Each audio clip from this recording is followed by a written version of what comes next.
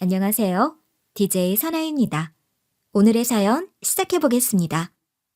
그런 생각이 듭니다.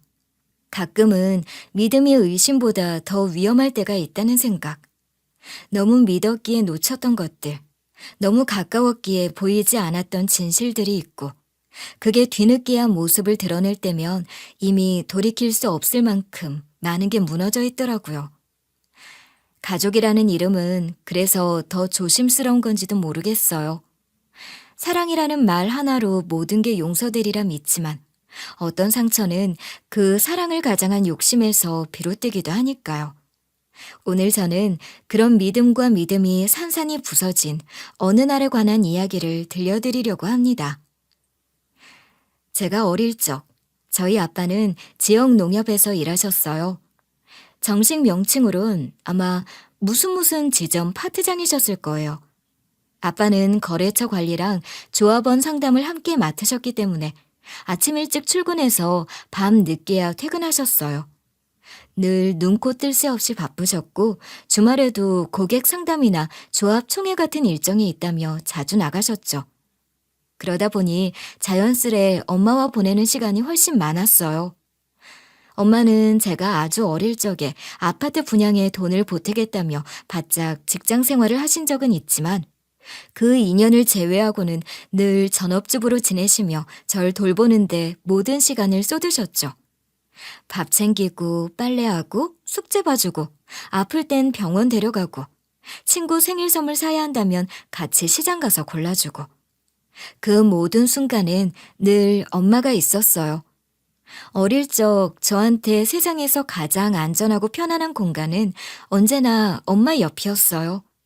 그래서 자연스럽게 외가와도 자주 왕래했어요. 외할머니는 시장에서 건어물 가게를 하셨고 외삼촌은 엄마보다 몇 살 어린 남동생이었는데 백수 생활을 오래 해서 할머니 댁에 가면 항상 외삼촌이 있었거든요. 그래서 할머니 외삼촌이랑 자주 놀았던 기억이 나요. 야, 너 이거 엄마한테 말하지 마. 네 엄마 내가 자꾸 이런 불량식품 사주는 거 알면 이 외삼촌 큰일 난다. 왜요? 몸에 안 좋은 거라서요? 그래. 네 엄마한테 말하면 내가 혼나니까 그냥 우리끼리 몰래 사 먹는 거다. 알겠지? 응, 그럼 비밀로 할게요. 그렇게 외갓집이랑은 자주 놀며 어울렸지만 아빠는 조금 다른 방식으로 가족을 지키고 있었어요. 직접 표현은 잘 안 하셨지만 늘 책임감을 가지고 저희 가족을 위해 묵묵히 일하셨죠. 직장인의 월급만으론 부족하다 생각하셨는지 아빠는 일찌감치 재테크에 관심을 가지셨어요.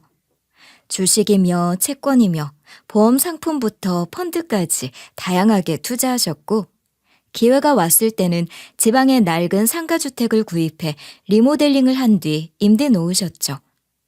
그 상가주택은 아빠 퇴직 후에도 꽤 오랫동안 수입원이 되어줬고 그 덕에 저희 가족은 다른 집들보다 경제적으로 여유 있는 편이었어요. 하지만 어릴 땐 그런 걸 몰랐죠. 단지 왜 아빠는 맨날 집에 없을까? 왜 항상 우리 아빠는 저렇게 바쁘기만 한 걸까? 하는 원망이 컸어요.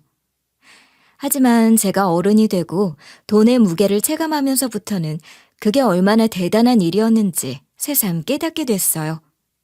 그 당시엔 몰랐지만 제가 미술을 마음껏 할 수 있었던 것도 별다른 걱정 없이 학원을 다니고 화방에서 물감을 살 수 있었던 것도 모두 아빠의 노고 덕분이었더라고요. 저는 어릴 때부터 그림 그리는 걸 참 좋아했거든요. 유치원 시절부터 크레파스 쥔 손이 늘 까맣게 더러워져 있었고 교과서보다 스케치북에 더 많은 시간을 보냈죠. 초등학교에 들어가면서부터 미술학원에 다녔고 중고등학교 내내 입시 미술을 하며 미대를 목표로 했어요. 저희 부모님은 딸이 미술한다고 했을 때 조금 놀라긴 하셨지만 반대는 안 하셨어요. 다만 좀 걱정은 하셨죠. 미술에서 먹고 살 수는 있겠냐? 난 그림 그리는 게 제일 좋아. 설사 좀 어렵게 산다 해도 후회 없을 것 같아. 그래, 네 인생이니까 네가 하고 싶은 거 해야지. 대신 한번 하기로 했으면 중간에 포기하는 일은 없게 해. 알았지? 응, 나 진짜 열심히 할 거야. 그렇게 미술을 시작했고 저의 청소년기는 스케치북과 싸우는 나날들이었어요. 쉬는 날도 없이 과제를 하고 새벽에는 연필을 쥐고 있던 날들이 수도 없이 많았죠. 아마 미술 입시를 겪어보신 분들이나 그런 자녀를 두신 분들은 미술 입시가 얼마나 지옥 같은지 아실 거예요. 정말 지난한 과정이었고 힘도 많이 들었죠. 그래서 결국 원하는 미대에 합격했을 땐 가족 모두가 눈물을 흘렸어요.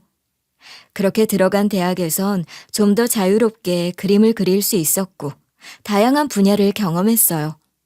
학부 시절엔 전공 수업 말고도 사진, 공간 디자인, 전시 기획 등 여러 과목을 수강했는데 그 중에서도 공간 연출 수업이 가장 재미있더라고요. 작은 소품 하나로도 공간의 느낌이 완전히 달라지는 걸 보며 이게 내가 하고 싶은 일일지도 모르겠다는 생각이 들었죠.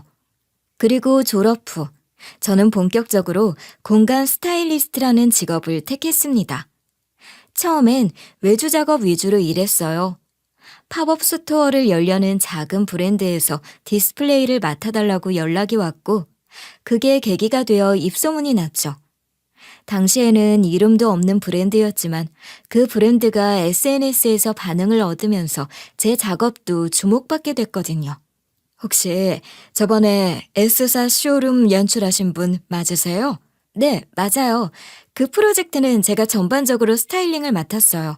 사진 보니까 진짜 감각 있으시더라고요. 저희도 쇼룸 하나 준비 중인데 연출 맡아주실 수 있나요? 일정이랑 컨셉만 조율되면 가능할 것 같아요. 어떤 느낌 원하세요? 이런 식으로 단기 작업을 반복하다가 자연스럽게 장기 계약까지 이어졌어요. 어떤 브랜드에서는 아예 신제품 시즌마다 절 고정으로 부르기도 했고요.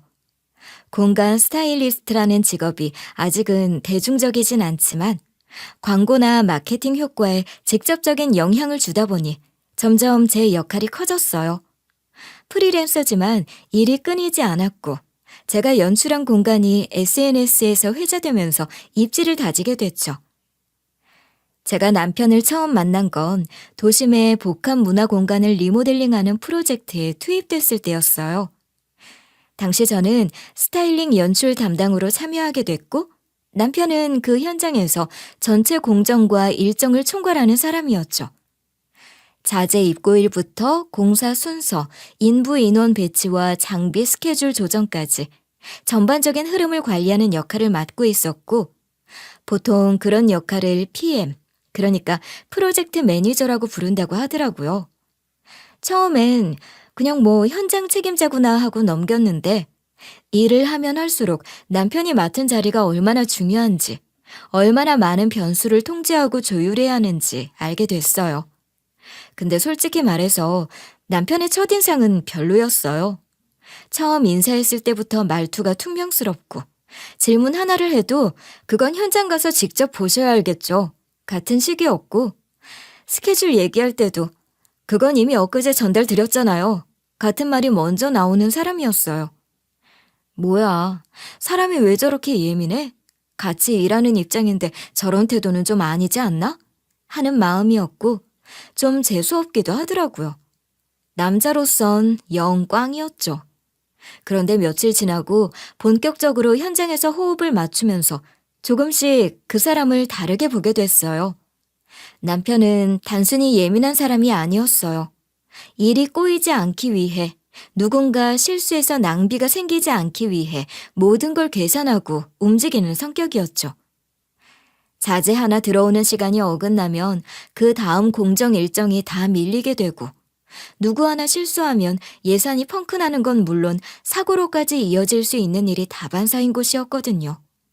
그걸 최소화하려고 남편은 모든 걸 메모하고 체크하고 확인하고 또 확인했어요.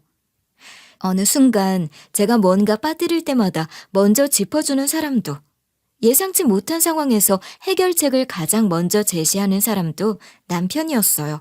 회의 때 그 조명 시험까지 다 하려면 설치를 좀 빨리 끝내야겠죠? 오늘 안에 다 가능할까요?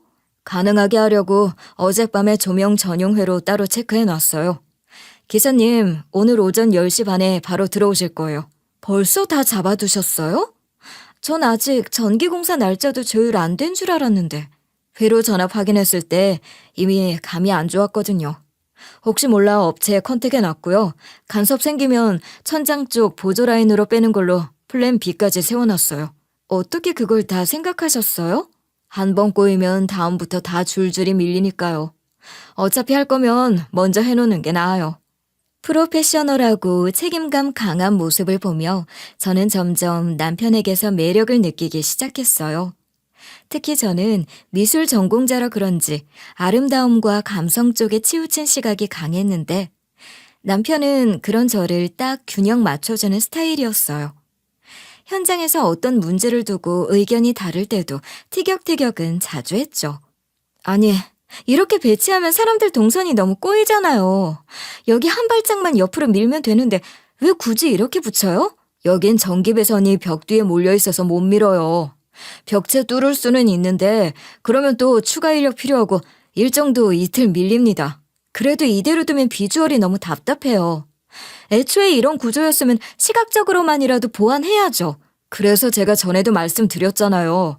조명 위치 조정으로 해결 보자고. 배치 고치는 건 현실적으로 어려워요.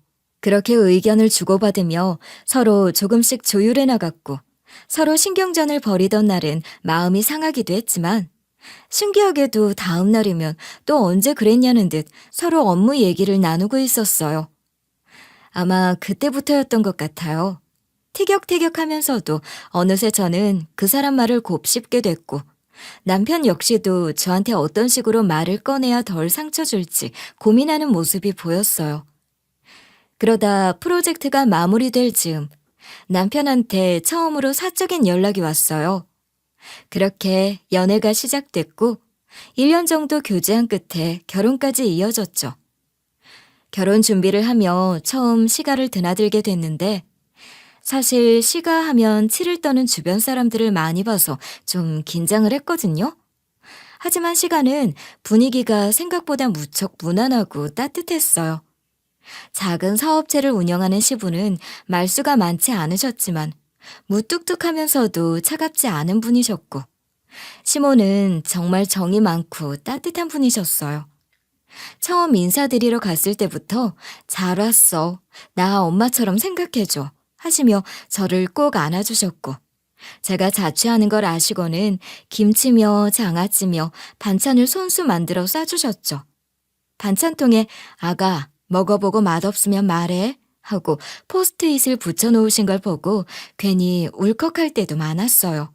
우리 아들만 달랑 키우면서 맨날 딸 하나 있으면 어땠을까 생각했는데 이렇게 며느리가 들어오니 참 좋다. 예, 힘든 거 있으면 꼭 말해. 혼자 끙끙대지 말고. 그런 시가 덕분에 결혼 후 삶이 훨씬 편안하게 느껴졌어요. 명절이면 친정과도 안부를 자연스럽게 나누셨고 시모는 친정엄마한테도 김장철이면 김치 보내드려도 되죠? 하고 연락을 주셨어요. 그런 시모께 너무 고마웠고 결혼이 꼭 타인의 집안으로 들어가는 게 아니라 두 집안이 하나로 이어지는 거구나 하는 걸 처음으로 느낄 수 있었던 것 같아요. 결혼 후 모든 게 무난하던 어느 날이었어요. 평소처럼 일하고 퇴근해 집에 돌아왔는데 남편이 혼잣말 없이 전화를 끊고도 멍하니 앉아있는 날들이 잦아졌어요. 당신 왜 그래? 무슨 통화인데 그래? 아, 그냥 아버지랑 잠깐. 별 얘기는 아니야. 근데 왜 표정이 그래? 요즘 자주 통화하고 혼자 심각하잖아. 그냥 요즘 공사 현장 하나가 조금 꼬여서 그래. 괜히 걱정할 일 아니야. 그렇게 대화를 피하고 돌리는 게 반복되니까 점점 더 불안해지더라고요. 그리고 시모도 그랬어요. 사실 원래 저는 시모와 자주 연락을 주고받는 편이었거든요. 저랑 수다 떠는 걸 좋아하셔서 종종 전화해 있었던 일들도 얘기하시고 동네에 괜찮은 조명가게나 가구샵이 생겼다고 인테리어 공부 삼아 한번 가보라고 알려주시기도 하던 분인데 어느 날부턴가 시모 목소리가 유독 축 처져 있었고 연락도 잘 되지 않았죠. 메시지를 보내도 좀 바빠서 나중에 연락할게 같은 단답만 돌아왔고요. 뭔가 심상치 않다는 느낌이 들었지만 남편은 끝까지 아무 말도 안 하니 저 혼자 머리를 굴릴 수밖에 없었죠. 그러다 결정적인 단서가 눈에 들어온 건 정말 우연이었어요. 엄마가 싸주신 반찬통 몇 개를 챙겨서 시가에 들렀을 때였습니다. 식탁 위에 놓여있는 하얀 봉투 하나가 눈에 띄었는데 제2금융권 은행 로고가 찍혀 있었고 안에는 시부 명의의 대출 거절 통보서가 들어있었어요. 이틀 전 날짜가 적혀 있었고요. 그 순간 심장이 덜컥 내려앉았어요. 아니, 시부가 왜 대출을 시도하신 걸까? 거절은 왜 당한 거지? 왜 그런 상황인데도 아무 말도 없었던 걸까? 머릿속이 복잡해졌어요. 시모의 낯선 말투와 연락 두절, 남편의 묘한 말 회피. 모든 퍼즐이 순간적으로 딱 맞춰지는 기분이었어요. 그날 저녁 남편에게 물었습니다. 당신네 집 무슨 일 있는 거지? 왜 나한텐 아무 말도 안 해? 나 이틀 전 날짜 찍힌 대출 거절 서류 봤어. 제2금융권이던데 당신 아버지 이름으로. 그걸 봤어? 우연히 봤어. 근데 그런 걸 왜 숨겨? 가족끼리 말도 안 하고. 한참을 말없이 고개를 숙이고 있던 남편은 결국 조용히 입을 열었어요. 실은 아버지 일이 요즘 좀 안 좋아. 경기 불황에 현장도 줄고 거래처들도 계약 정리하거나 비용 미루는 경우가 많았대. 그래서 수익이 줄어든 거야? 아예 끊겼다고 보면 돼. 원래는 버틸 생각으로 융통도 해보고 대출도 알아봤는데 이미 기존 대출이 많아서 은행 쪽에서도 쉽지 않다고 하더라. 그런데 왜 나한텐 말 안 했어? 괜히 걱정 끼치기 싫었어. 엄마도 그러더라. 너한테 말하지 말자고. 그 말을 들으니 그동안 시부모 두 분과 남편까지 머리를 싸매고 고민하는데 제가 몰랐다는 게 속상하기도 했고 동시에 남편이 그 어려운 상황을 혼자 감당하려 했다는 마음도 이해됐어요. 속상함과 미안함이 엉켜 묘한 침묵이 흘렀고 그날은 둘 다 말없이 밤을 넘겼어요. 그 후 며칠 동안 고민을 했어요. 이 상황을 그냥 두는 게 맞을까? 아니면 뭔가 도와야 할까? 머릿속으로는 부모님 일이니 우리 부부가 도와야지 하는 생각이 먼저 들었지만 현실적으로 저희가 가진 자금은 한계가 있었어요. 그래도 이 상황에서 남편 혼자 계속 끙끙거리는 건 너무 가혹하다는 생각이 들어 결국 아빠에게 전화를 걸었어요. 아빠, 실은 우리 아버님 쪽이 요즘 좀 상황이 안 좋은가 봐. 아버님 회사가 자금 사정이 급해지셨나 보더라고. 근데 대출도 거절당하고 이래저래 막막한 것 같아서 혹시 아빠가 좀 도와주시면 안 될까 하고 연락했어. 그래, 최서방 일이면 네 일이고 네 일이면 내 일이지. 너무 걱정 마라. 내가 어떻게든 마련해 볼 테니. 아빠가 불편하실까 봐 마음이 조마조마했는데 아빠는 곧장 흔쾌히 도와주겠다고 하셨고 전화기 너머로도 그 마음이 전해졌어요. 며칠 뒤 아빠는 시부가 대출을 받으려 했던 금액과 비슷한 돈을 바로 마련해서 주셨어요. 그냥 흔쾌히 아무 조건 없이요. 시간은 그날 이후 몇 번이나 전화를 걸어 감사를 전했어요. 시모는 제가 전화를 받을 때마다 목소리가 떨렸어요. 네 아버님 같은 분이 어딨니? 우리가 평생 은혜를 입었지. 어떻게 이런 큰 도움을. 내가 뭐라고 해야 할지를 모르겠어. 예. 내가 따로 찾아뵙고 또 감사를 전할 테지만 다시 한번 감사하다고 꼭 좀 전해다오. 무슨 일이 있어도 꼭 갚겠다고. 빨리 갚도록 하겠다고. 고마워, 여보. 장인어른 뵐 면목이 없다. 에이, 다들 왜 그러세요? 저희 다 가족 일이잖아요. 도울 수 있을 때 도와야죠. 그 일은 분명 서로를 더 끈끈하게 만든 계기가 되었어요. 어려운 일이 있을 땐 서로 돕고 기댈 수 있어야 진짜 가족이고 다들 고마워하고 눈물을 보였죠. 그런데 아마 그 일로 남편과 시가에서는 한 가지 더 자각하는 게 있었나 봐요. 우리 며느리 집이 생각보다 여유가 있구나. 저 집은 은행에 가야 겨우 구할 돈을 저렇게 턱턱 내놓을 수 있는 집이구나. 그런 생각을 아마 하신 모양입니다. 그 일이 있고 나서 시간이 조금 흐른 어느 날이었어요. 남편이 무거운 얼굴로 이야기를 꺼내더라고요. 나 회사 그만두려고. 회사를 그만두다니? 갑자기? 무슨 일 있어? 아니, 그런 건 아니고 사실은 한참 전부터 생각하고 있었어. 지금 회사에 계속 남아있는 게 의미 없을 것 같아서 이참에 나와서 따로 해보려고. 남편은 회사에서 함께 일하던 동료 둘과 의기투합해서 새로운 회사를 차릴 생각이었다고 했어요. 처음엔 막연한 계획인 줄 알았는데 들어보니 법인 설립 계획부터 시작해서 팀 구성, 창고 임대, 아이템 기획까지 이미 꽤 디테일하게 준비가 돼 있더라고요. 요즘 업계 구조가 완전 바뀌고 있어. 예전엔 대형 건설사 납품이 전부였지만 지금은 아니야. 현장마다 맞춤형 대응이 더 중요해졌어. 우리는 그걸 누구보다 잘 아는 사람들이고 직접 뛰면 훨씬 효율적으로 돌아갈 수 있어. 그 말에는 자신감이 꽤 실려 있었고 저는 그 진심이 느껴졌어요. 그래서 솔직히 마음속으론 걱정도 됐지만 겉으로는 먼저 응원부터 했어요. 그래, 당신이 그렇게 확신이 있다면 나야 응원하지. 당신처럼 꼼꼼하고 책임감 강한 사람이면 잘 해낼 수 있을 거야. 그렇게 며칠이 지나자 슬슬 사업 관련 현실적인 이야기들이 나오기 시작했어요. 사무실 임대비, 창고 보증금, 수도 물량 확보 자금, 법인 설립 비용 같은 구체적인 숫자들이 언급되면서부터 분위기가 조금씩 달라지기 시작했어요. 계산기 두드리는 소리가 부엌까지 들릴 정도였고 남편은 자꾸 뭔가 머뭇거리면서도 말을 못 꺼내는 듯 했어요. 그러다 결국 어느 저녁 조심스럽게 말을 꺼냈죠. 저기 여보, 혹시 장인어른한테 우리 얘기 한번 해보면 안 될까? 무슨 얘기? 우리 사업 말이야. 그러니까 뭐 꼭 투자까지는 아니더라도 그냥 이 정도 아이템이 있다 정도만이라도 뭐 좀 투자해 주시면 좋고 말이야.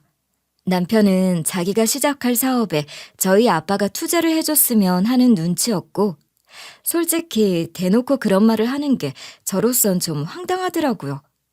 아빠가 시가 쪽 도와주셨던 게 채 1년도 안 됐을 때였거든요.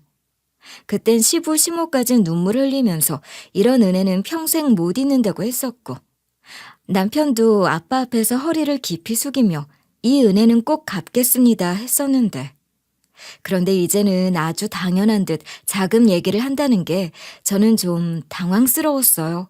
솔직히 말해서 황당했고요. 그건 좀 아닌 것 같아. 왜? 그냥 얘기만이라도 해보는 건데. 아빠한테 말 안 했으면 좋겠어. 당신도 알잖아. 아빠한테 그 얘기 꺼내면 그냥 듣고만 계실 분이 아니야. 분명 도와주시겠다고 하실 거야. 근데 나 아빠한테 그만큼 또 부담드리고 싶진 않아. 남편은 잠깐 멈칫하더니 고개를 살짝 끄덕였어요. 알겠다는 표시였지만 표정이 썩 좋지는 않았어요.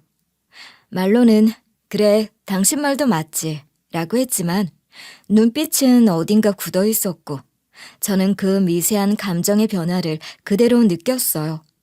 겉으론 알겠다고 했지만 마음속에선 무언가가 조금씩 틀어지기 시작한 느낌이 들었죠. 며칠 뒤 남편은 친구들과 회식이라며 늦게 들어왔고 술이 꽤 오른 상태였어요. 평소엔 술 마시고도 집에서는 말없이 씻고 바로 자는 사람이었는데 그날은 왠지 한참을 거실에 멍하니 앉아있다가 저에게 말을 걸어왔어요. 술 기운에 감정이 섞여 있었어요. 당신 아버님도 여유 있으신 거 다 아는데 그 정도도 못 도와주시나? 뭐라고? 아니, 그냥 참 너무하다는 생각이 들어서. 뭐? 엊그제 그 얘기 때문에 이래? 있는 사람이 더 한다고 참. 당신 어차피 다른 형제도 없고 돈 들어갈 데도 없으면서 참 너무하네. 사위는 어차피 남이다 이거지. 당연히 맡겨놓은 듯이 구는 당신이야말로 더 어이가 없는 거 아니야? 됐다 됐어. 싸우자고 꺼낸 얘기 아니니까 그냥 없던 걸로 해. 남편은 고개를 돌려버렸고 저는 더 묻지 않았어요. 다음 날 아침 남편은 어젯밤 기억을 잘 못하는 듯 행동하더군요. 나는 그래. 사업이든 뭐든 책임질 수 있는 일 벌이는 게 맞다고 생각해. 진짜 꼭 필요해서 누구한테 손 벌려야 하는 상황이 되면 그땐 몰라도 처음부터 우리 아빠 도움받을 생각이었다면 그건 좀 아닌 것 같아. 이해하지? 그래, 알았어. 누가 뭐래? 남편은 그렇게 남겼고 그날 이후 그 얘기는 다시 나오지 않았어요. 표면상으로는 모든 게 평소와 똑같았어요. 아침엔 같이 나가고 저녁엔 같이 밥 먹고 가끔 TV 보며 웃기도 했죠. 그런데 묘하게 대화 속 말투의 온도나 눈빛이 전과는 달랐어요. 어딘가 조금씩 각이 생기고 말끝마다 미묘한 거리감이 느껴졌어요. 남편은 남편대로, 저는 저대로 서운함이 쌓여가고 있었던 거죠. 그러던 무렵이었습니다. 아빠가 어느 날부턴가 자꾸 피곤하다고 하셨고 계단을 오르내릴 때 숨이 가쁘다는 말씀을 몇 번 하셨죠. 처음엔 나이 들면 다 그렇지 뭐 하며 대수롭지 않게 웃어넘기셨고 제가 자꾸 병원 가보시라고 해도 바쁜데 뭘 그런 걸로 병원 가냐며 손사래를 치시더라고요. 그러다 하루는 회사에서 퇴근하고 오신 아빠가 현관 앞에서 그대로 주저앉으셨어요. 그제야 엄마도 놀라서 당장 병원 가자고 손을 잡아 끌었고 아빠도 더는 못 버티겠다는 듯 따라 나서셨어요. 응급실에서 기본 검사를 받고 며칠 뒤 정밀 검진까지 다 받은 후 나온 결과는 생각보다 심각했어요. 심장 판막에 문제가 있었고 주요 혈관 일부가 협착된 상태라서 수술이 필요하다는 소견이었죠. 그렇게 곧바로 수술을 받았지만 그 뒤로 아빠는 눈에 띄게 기운이 빠지셨고 전처럼 장시간 운전도 못하셨고 예전처럼 활기차게 통화하시던 목소리도 점점 낮아졌어요. 집안에서도 말씀이 적어지셨고 한번 소파에 앉으시면 쉽게 일어나지 못하셨어요. 그러다 다시 병원 신세를 지게 됐고 저는 결국 직장 일정을 줄이고 병원에 자주 들렀어요. 엄마는 아예 병원 근처에 간이 침대를 펴놓고 매일 간병하셨죠. 그렇게 몇 달이 지나고 봄볕이 병실 창가를 포근하게 덮던 어느 오후였어요. 아빠가 절 앉혀놓고 말을 빙빙 돌리시더라고요. 너 요즘 일은 어때? 쇠서방 쪽은 괜찮고? 괜찮아. 회사 일이야 늘 그렇고. 그보다 아빠는 어때? 왜 이렇게 차도가 없어? 어? 제 얼굴을 물끄러미 쳐다보던 아빠는 머리맡 서랍을 열고 흰색 봉투 하나를 꺼내셨어요. 그 봉투를 제 손에 쥐어주면서 아빠는 말씀하셨죠. 여기 안에 내 건물 서류 다 들어있다. 등기 이전 서류, 임대계약서, 관리 내역. 네 앞으로 다 정리해뒀다. 아빠, 지금 왜 이런 걸 나한테 주는 거야? 아빠 아직 괜찮으시잖아. 무슨 일 있는 것도 아닌데 벌써부터 이런 걸 왜? 그냥 무슨 일이 생긴 다음에 하자니까 귀찮고 정신없고 그래. 미리미리 해두는 게 낫지. 아빠, 그게 무슨 말이야. 아직 시간 많은데 왜? 아빠는 그냥 미소만 지으셨고 대답은 안 하셨어요. 저는 그날 봉투를 받아들고도 아무 말 못하고 그냥 앉아 있었죠. 그게 우리가 단둘이 나눈 마지막 대화가 될 줄은 정말이지 꿈에도 몰랐습니다.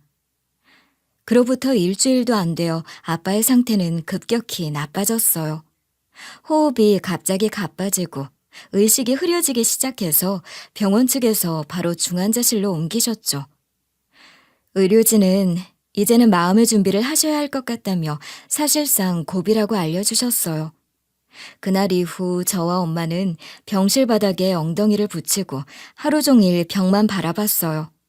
한마디 말도 없이 기도만 하면서. 그리고 새벽 3시가 조금 넘은 시간, 간호사가 조용히 병실 문을 열고 들어왔어요. 그리고 한마디 하셨죠. 환자분 지금 편안히 가셨어요. 그 말이 떨어지자마자 엄마가 제 옆에서 주저앉으셨어요. 저도 그 자리에 털썩 주저앉아서 한참을 울었어요. 아빠 손을 잡았던 그 마지막 기억이 자꾸만 떠올라서 말이 안 나왔고 눈물만 났어요. 그 뒤는 어떻게 흘러갔는지 정신이 하나도 없었어요. 장례식장을 알아보고 상복을 입고 조문객을 맞고 뭔가를 계속 하고는 있었는데 하나도 기억에 남지 않았어요. 다만 한 가지 확실하게 기억나는 건 그 자리에 얼마나 많은 사람들이 함께 해줬는지였어요. 외삼촌은 지방에서 밤새 운전해서 올라오셨고, 도착하자마자 조문객 자리부터 정리하셨어요. 외숙모는 밤새 국을 끓이셨고, 사촌 언니 오빠들은 복도를 뛰어다니며 손님들 자리 안내하고, 방명록 챙기고, 커피 내리고, 다들 한 몸처럼 움직였어요. 시가 쪽도 정말 고마웠어요. 시모는 아침부터 검은색 앞치마 두르고 조문객 음식부터 상 정리까지 직접 하셨어요. 시부는 조용히 조의금 정리하시고 누가 왔다 갔는지 방명록을 정리하셨어요.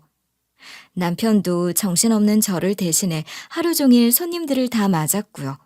고마워 여보. 당신 덕분에 내가 버틸 수 있었어. 이렇게 다 챙겨줘서 정말 고마워. 그리고 어머님, 아버님께도. 우린 가족이잖아. 아버님이 나한테 또 우리 가족한테 어떻게 해주셨는데. 그날만큼은 정말 가족이라는 게 이런 거구나 싶었어요. 서로 다르지만 같은 마음으로 애도하고 서로를 지켜주는 거. 그리고 그날 전 몰랐던 아빠의 면면을 많이 알게 됐어요. 조용히 베풀고 남몰래 도와주던 분이셨다는 걸. 조문 오신 분들이 하나같이 아빠가 어려울 때 도와준 얘기를 하시며 눈물을 보이시더라고요. 그렇게 여기저기 참 많이 베푸셨던 아빠는 제 곁을 떠나셨고 제 안엔 큰 자리가 하나 비어버렸어요. 아빠 장례를 마치고 돌아온 뒤 며칠 동안 저는 멍하니 살았어요. 하루하루가 뿌연 유리창 너머 풍경처럼 흐릿했고 몸이 아픈 것도 아닌데 손끝에 기운이 하나도 없었어요. 눈을 뜨면 벌써 해는 중천이었고 다시 눈 감으면 어느새 어둑어둑한 밤이었죠. 식사도 거의 하지 않았고 누가 전화를 해도 받지 않았어요. 불 꺼진 거실 한가운데 앉아있으면 아빠 목소리가 들릴 것만 같았어요. 어느새 한밤중이 되어 창밖에 불빛이 하나둘 꺼질 때쯤 그제야 겨우 샤워를 할까 말까 고민하다가 그냥 다시 잠들곤 했어요. 그러던 어느 날 저녁 남편이 제게 무언가를 내밀었어요. 다름 아닌 항공 티켓이었고 저는 얼떨결에 남편 얼굴부터 쳐다봤어요. 전에 당신 유럽에 공부도 좀 하고 여행도 겸해서 잠깐 다녀오고 싶다고 했었잖아. 아버님 편찮아지시면서 못 갔는데 이제라도 다녀오라고. 지금 내가 무슨 정신으로 거길 가겠어. 당신 지금 그대로 두면 안 될 것 같아서 그래. 꼭 하루하루 바싹 말라가는 것 같아. 밥도 안 먹고 아무 데도 안 나가고 웃지도 않고. 당신 계속 그러고 있으면 아버님도 하늘에서 안타깝게 보실 거야. 나도 같이 가고 싶지만 당신 혼자서 한번 환기하고 오는 게 좋을 것 같아서 그래. 마음 다 비우고 생각 정리도 하고 그렇게 좀 털어내고 와. 그제야 얼굴로 제 모습을 보는데 꼴이 말이 아니더라고요. 남편이 걱정할 만도 했겠다 싶고 그런 제 상태를 알아주는 남편 마음이 느껴져 고맙고 미안하고 또 내가 그렇게까지 안 좋아 보였나 싶기도 했죠. 그렇게 며칠 뒤 가방을 꾸렸어요. 유럽의 작은 도시를 돌며 건축과 디자인을 보고 오겠다는 미뤄둔 계획을 실행하려던 참이었죠. 남편 말대로 낯선 땅에 가서 새 공기를 마시며 마음도 좀 정리할 계획이었고요. 홀가분한 마음으로 공항에 도착해 수속을 밟으려는데 이상하게도 마음이 편하지 않았어요. 설렘은커녕 가슴이 두근거리며 불안감이 밀려들었고 마치 뭔가 중요한 걸 깜빡한 느낌이 자꾸 들었어요.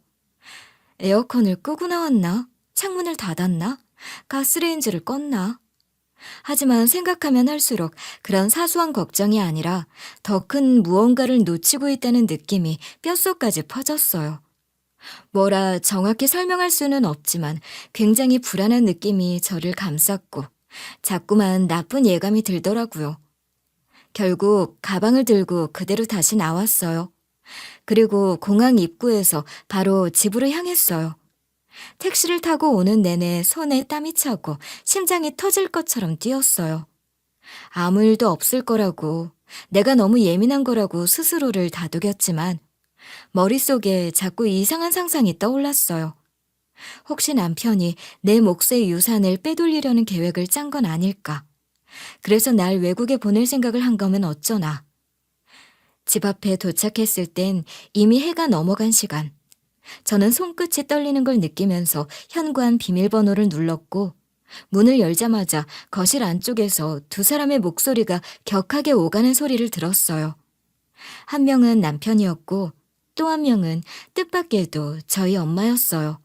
그럼 내 동생이 망하게 생겼는데 나보고 가만히 있으라고? 피부치 하나밖에 없는 동생이야. 어떻게 그걸 보고만 있어? 그래서 그걸 제 아내 이름으로 된 재산에 손대서 맡겠다고요? 그게 지금 말이 된다고 생각하세요? 지금 상황이 말이 안 되니까 내가 이러는 거야. 그 애 지금 빚독촉에 사람까지 붙었다는데 누가 도와주겠냐고. 내가 아니면 누가 도와줘. 그래서 왜 그걸 제 아내가 감당해야 하냐고요. 아버님 돌아가신 지 얼마나 됐다고. 그 사람 아직 아버님 보낸 충격도 못 벗어났어요. 그 사람한테 어떻게 그런 짓을 하세요? 그럼 어떡해. 나는 지금이라도 그 돈 일부라도 써서 도와줘야 마음이 놓이겠는데 어떻게 그렇게 냉정할 수가 있어? 냉정한 게 아니라요. 그건 도리가 아니에요. 그걸 쓰면 안 되는 거예요. 장모님도 아시잖아요. 그때 저는 그대로 얼어붙은 채 거실 입구에 섰고 두 사람 모두 제 얼굴을 보자마자 동시에 말을 멈췄어요. 거실은 순간 고요해졌습니다. 무슨 일이야? 둘이서 도대체 무슨 얘기를 하고 있었던 거야? 현주야, 그게 무슨 일이냐고! 네 외삼촌 말이야. 일이 좀 잘못돼서 사업 자금이 막혔대나 봐. 너희 아빠 살아계셨으면 아마 당연히 해줬을 거야. 그래서 지금 제 돈을 빼돌리려고 하셨다. 이 말이에요? 엄마는 말을 잇지 못했고 남편이 입을 열었습니다. 남편이 밝힌 전모는 이랬어요. 실은 며칠 전에 외근 나갔다가 우연히 장모님이랑 당신 외삼촌이 있는 걸 봤어. 왜 처가댁 근처 카페, 바로 그 골목 초입에 있는 작은 데 말이야. 난 회의 때문에 갔던 건데 두 분이 보이더라고. 그랬는데 처음엔 별 생각 없이 인사하려고 했어. 뭐 외삼촌이야 결혼식 때 한 번, 아버님 장례식 때 한 번 본 게 전부지만 그래도 알긴 아니까. 근데 분위기가 너무 심상치 않은 거야. 그래서 그냥 나중에 인사드려야지 하고 회의하려고 뒤에 있는 테이블에 앉았는데 두 사람 대화가 심상치 않았어. 뭐라고 했는데? 외삼촌이 그러더라. 어차피 네 딸 이름으로 돼 있는 건데 좀 돌려 쓰자고. 아마 당신 유산 얘기였던 것 같아. 장모님은 처음엔 안 된다고 했는데 외삼촌이 막 회유하고 협박하고 결국엔 당신 앞으로 된 현금이랑 건물을 어떻게 해보겠다고 하시는 거야. 뭐? 저는 아무 말도 할 수 없었어요. 입안이 바짝 말라서 침 하나도 삼키기 어려웠고 가슴이 철렁 내려앉았어요. 그때부터 내내 마음에 걸렸어. 근데 그걸 당신한테 바로 말할 수가 없었어. 그냥 의심만으로는 아무 말도 못하겠더라고. 혹시 내가 오해한 걸 수도 있고 또 당신이 지금 아버님 일로 얼마나 힘들어하는지도 보이고. 근데 그게 의심이 아니었더라. 무슨 뜻이야? 그날 이후로 조용히 지켜봤어. 그런데 당신 몰래 유산을 어떻게 하려고 한 걸 포착한 거야. 당신 유럽 보내려던 것도 실은 그 며칠 동안 나 혼자 정리해보려고 했던 거야. 혹시라도 일이 커지기 전에 당신 외삼촌이랑 단판 짓고 장모님한테도 확실히 말해두려고. 나한테 말을 했어야지. 당신은 몰랐으면 했어. 그 사이 잠시라도 아버님 생각에서 벗어나서 숨 좀 돌리면 좋겠다고 생각했어.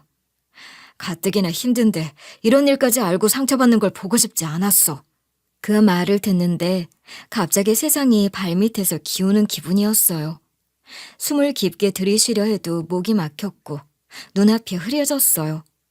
사실 남편은 몰랐지만 저희 엄마는 제 친엄마가 아니었어요. 제가 3살 때 친엄마는 사고로 세상을 떠났고 아빠는 한동안 혼자 절 키우셨어요. 그러다 제가 초등학교 2학년이 되던 해 지금의 엄마와 재혼하셨죠. 하지만 저는 엄마를 단 한 번도 계모라고 생각해 본 적이 없었어요. 엄마 역시 단 한 번도 저에게 친엄마가 아닌 것처럼 행동한 적이 없었고요. 제게 엄마는 세상에서 제일 소중한 존재였어요. 그런 엄마가 아빠가 세상을 떠난 그 슬픔이 채 가시기도 전에 제 유산을 외삼촌에게 넘기려 했다는 사실은 정말이지 믿기 어려운 충격이었어요. 아무리 상황을 들여다봐도 도저히 납득할 수 없었고 꿈을 꾸는 듯한 기분이 들 정도였죠. 남편은 제가 받을 상처를 걱정했었고 남편의 걱정대로 그 일은 충격이었고 제가 믿었던 세계가 어그러지고 있었지만 그 속에서 다시 중심을 잡아야 했어요. 진실을 마주하고 제가 지켜야 할 것들을 지켜야 했죠. 제가 그 모든 진실을 알게 되는 동안 엄마는 고개를 들지 못한 채 손을 모은 두 손만 가슴께에 꼭 쥔 채로 앉아 있었어요. 입술은 바르르 떨리고 있었고 입에서는 한참을 같은 말만 흘러나왔어요. 미안하다. 내가 잘못했다. 정말 미안하다, 현주야. 정말 내가 네 외삼촌이 너무 막다른데 몰렸다. 사업이 무너지고 여기저기서 독촉이 들어오고 도저히 버티질 못하겠다고 해서 내가 그만. 그럼 나한테 말을 했어야지. 사실대로 말했으면 어떻게든 방법을 찾을 수도 있었잖아. 어떻게 나 몰래 그런 짓을 해? 하지만 곧이어 도착한 외삼촌을 보며 저는 그게 얼마나 무의미한 말이었는지 곧 알게 됐습니다. 아니, 누가 보면 내가 무슨 강도짓이라도 한 줄 알겠네. 우리 누나가 그럼 그 정도도 못하나? 젊은 나이 시집도 안 간 처녀가 애 딸린 유부남한테 시집와서 얼마나 고생했는데 그동안 참고 산 게 얼만데 이 정도도 못 받아? 뭐라고요? 나 같으면 진작 미안해서 그 건물 누나한테 줬겠다 진짜. 근데 뭐? 딸 이름으로 해놨다고 그게 네 거야? 그게 뭐 네가 땀 흘려서 번 돈이라도 돼?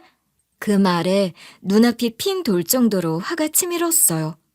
누가 보면 불쌍한 여자 데려와 애 키우는데 부려먹은 줄 알겠더라고요. 그걸 말이라고 하세요? 어떻게 그렇게 당당하세요 대체? 아니 그렇잖아. 네 엄마가 지금껏 어떻게 살아온지 너도 알 거 아니야. 처녀 데려와 애 키우는데 부려먹었으면 그 정도 남겨줘야지. 그렇게 말하시면 안 되죠. 우리 아빠가 그동안 엄마 친정 얼마나 도우셨는데요. 외삼촌 사업 자금 대준 것만 해도 몇 천이에요. 제가 모를 줄 아세요? 내 말이 그 말이다. 네 아빠 살아있을 때 내 사업 자금 대주던 양반이 죽으면서는 어째 딸랑 누나 앞으로 몇 천이 다냐 이 말이야. 그러니까 내가 네 거에까지 손을 댄 거지. 진작에 많이 남겨주고 갔으면 좀 좋아? 그러니까 제 몫을 빼돌리신 게 당연하다는 말씀이세요? 순간 가슴속에 있던 말들이 막 울컥 쏟아질 뻔했지만 저는 꾹 참고 눈을 감았어요. 숨을 들이마셨다 내쉬고 나서야 겨우 정신을 붙잡았고 상황을 정확하게 정리하기로 마음먹었어요. 엄마 몫의 유산은 이미 있었어요.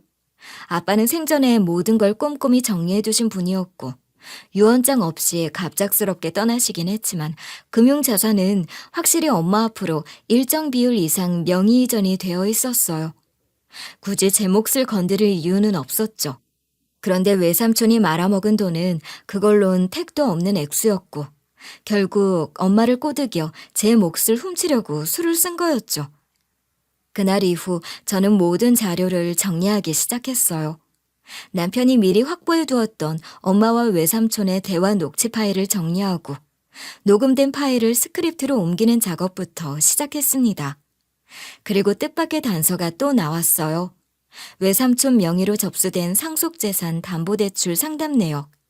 상담 시점은 아빠 돌아가시고 겨우 2주 지난 시점이었고 제 이름으로 위조된 위임장 초안까지 있더군요. 엄마 이메일 임시 보관함에 저장돼 있었고 제 도장 이미지까지 붙어 있었어요. 저는 당장 법무법인에 의뢰해 진위 여부 확인을 요청했고 전문가가 본 도장은 정식 인감 도장이 아닌 이미지 복사 형태의 위조물이라고 확인해줬어요. 그리고 그 도장이 포함된 일부 서류는 외삼촌이 실제로 공증사무소에 예약까지 걸어두고 있었던 정황이 통화 기록에서 확인됐고요. 법적으로 따지면 이미 명백한 사문서 위조였고 사용 의도가 있었던 이상 미수에 그쳤다 해도 범죄로 충분했어요. 더 이상 이 문제는 가족 간 대화로 해결될 문제가 아니라고 판단했고 저는 정식으로 고소장을 접수했어요. 피고 발인 칸에는 엄마와 외삼촌 두 사람의 이름을 나란히 올렸어요. 혐의는 사문서 위조 및 위조 사문서 사용, 인감도장 무단 사용, 상속재산 관련 사기 미수. 오랫동안 진짜 가족이 아니라고는 단 한순간도 믿어 의심치 않았고, 그런 사람들과 싸움을 시작해야 한다는 게 서글프고 서럽기까지 했지만, 그래도 저는 이 싸움을 멈출 수 없었어요. 설령 그 끝이 가족의 붕괴라 해도 그 붕괴를 만든 건 제가 아니었고 책임도 제가 질 수 없는 일이었으니까요. 본격적인 수사가 시작되자 모든 게 눈덩이처럼 불어나기 시작했어요. 처음엔 단순히 제 상속 몫을 노리고 벌인 일이라 생각했는데 들춰보면 들춰볼수록 그 끝이 보이지 않았어요. 외삼촌의 이름은 이미 금융감독원 내부 시스템에 몇 차례나 경고 명단으로 올라 있었고, 외삼촌이 실제로 소유한 사업체 중 일부는 이름만 존재하는 유령 법인이었어요. 처음엔 단순히 위임장 위조와 재산상 사기 미수였던 사건이 점점 더 복잡한 범죄의 실타래로 얽히기 시작했죠. 외삼촌은 저한테뿐만 아니라 이미 여러 사람을 상대로도 유사한 방식으로 덫을 쳐서 일을 벌여온 상태였어요. 외삼촌이 이용한 대포통장은 전부 지인 명의였고 어떤 경우는 주민등록증까지 위조된 정황이 있었어요. 또 하나 충격적인 사실은 외삼촌이 몇 년 전부터 투자설명회라는 이름으로 전국을 돌며 다단계 업체와 연계된 사업 설명을 했다는 거였어요. 그 자리에서 사기성 상품을 팔고 피해자들로부터 투자금을 받아 챙긴 정황이 고스란히 남아있었죠. 그 정도로 일을 크게 벌여놨으니 제 명의의 건물까지 팔아 넘겨야 수급이 가능했던 겁니다. 금융범죄수사대는 수사 개시 직후 압수수색에 돌입했고 외삼촌 자택과 사무실에서 확보된 노트북과 USB, 수기 메모까지 전부 디지털 포렌식에 들어갔어요. 거기엔 놀랍게도 재산 양수도 대상자 리스트라는 제목의 문서가 있었는데 거기에 제 이름도 있더군요. 심지어 진행 중이라는 빨간색 표기까지. 그리고 그렇게 외삼촌은 단순 사기 혐의를 넘어서 다수 금융범죄 혐의로 피의자 신분으로 전환됐고 도주 우려가 있다는 이유로 구속영장이 청구됐어요. 영장 실질 심사 당일 남편과 함께 법원에 있었어요. 우리가 직접 들어가진 않았지만 법원 밖에서 그를 기다리고 있는 동안 저는 평생 잊지 못할 장면을 보게 됐죠. 수갑을 찬 채 나온 외삼촌의 얼굴. 생각보다 초췌하거나 반성하는 기색은커녕 오히려 어깨는 펴져 있었고 눈빛엔 여전한 뻔뻔함이 깃들어 있었어요. 네가 나한테 이럴 줄은 진짜 몰랐다. 내가 어릴 땐 너 아이스크림 사주고 학교 끝나면 데리러 가고 그랬잖아. 외삼촌한테 이게 할 짓이냐? 그 추억까지 더럽힌 건 외삼촌이에요. 어떻게 그렇게 뻔뻔하세요? 네 아빠가 살아있었으면 아마 이렇게는 안 했을 거다. 네, 아빠는 엄마한테, 엄마 가족들한테도 이것저것 다 퍼주는 사람이었으니까요. 그래서 그렇게 당연하다는 듯이 받아먹던 게 버릇이 됐나 보죠? 기생충처럼. 하지만 어떡해요? 저는 그런 기생충의 숙주가 될 생각은 없는데. 뭐? 기생충? 이게 진짜 말이면 단줄 하나. 분개해 날뛰던 외삼촌은 결국 경찰에 이끌려 법원을 나왔어요. 한편 엄마는 대부분의 정황을 시인했어요. 조사에서 엄마는 진술 내내 울면서도 결국에는 외삼촌이 요청해온 자료를 넘긴 사실을 부정하지 않았어요. 하지만 법적으로 보면 엄마는 직접적으로 문서를 위조하거나 서류에 날인을 하지 않았기 때문에 외삼촌의 공범으로 완전히 엮이긴 어려웠어요. 다만 범행을 인지하고 있으면서도 자료를 넘기고 사실상 협조한 정황은 인정될 수밖에 없었고 형량은 낮았지만 책임은 분명했죠. 조사 마지막 날, 엄마가 제 앞에서 처음으로 고개를 들어 얼굴을 마주봤어요. 현주야, 미안하다. 정말 미안해. 네 외삼촌이 너무 벼랑 끝에 몰려 있어서 다른 생각이 안 났어. 그래서 제 걸 넘겨주신 거예요? 아빠가 남긴 마지막 유산을? 그건 일이 해결되면 언제든 나중에라도 다시 돌려줄 생각이었어. 정말이야. 제 인감까지 위조된 문서가 있는데 그런 말씀을 하시네요. 그동안 절 키워주신 건 정말 감사했어요. 단 한순간도 엄마를 엄마가 아니라고 생각해 본 적은 없어요. 하지만 이제는 더 이상 어떤 얼굴로 당신을 봐야 할지 모르겠어요. 현주야, 저는 끝내 그날 이후 그 사람을 엄마라고 부를 수가 없었어요. 입안에서 맴돌던 단어가 목구멍 끝까지 차올랐다가 이내 조용히 사라졌어요. 엄마란 말이 너무 낯설고 아픈 단어가 되어버렸거든요. 그렇게 저는 아빠도 엄마도 영영 잃게 되고 말았습니다. 외삼촌은 결국 다수의 금융사기 혐의로 정식 기소돼 실형을 선고받았고 교도소에 수감됐어요.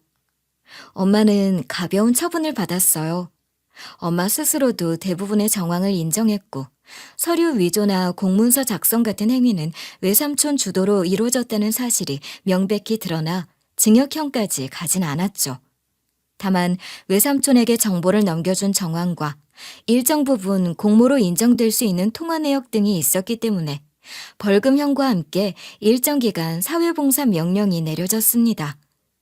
저와 엄마와의 관계는 사실상 끝이 났어요. 전화번호를 바꾸지도 집을 옮기지도 않았지만 더는 편하게 연락할 수 없는 사이가 돼버린 거죠. 어릴 때 밤새 열이나 울던 저를 등에 업고 응급실을 달려가던 엄마. 중학생 때 발표 수업 준비한다고 밤새 같이 원고 써주던 엄마.